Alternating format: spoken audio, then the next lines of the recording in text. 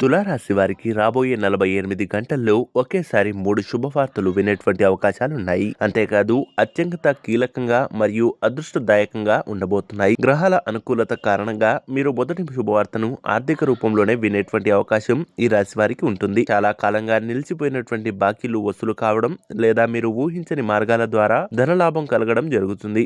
ఆర్థిక పరమైనటువంటి ఒత్తిళ్లు తగ్గిపోయి చేతిలో డబ్బు నిలబడేటువంటి ఒక మంచి వార్త మీ చెవిన పడేటువంటి అవకాశం ఉంటుంది.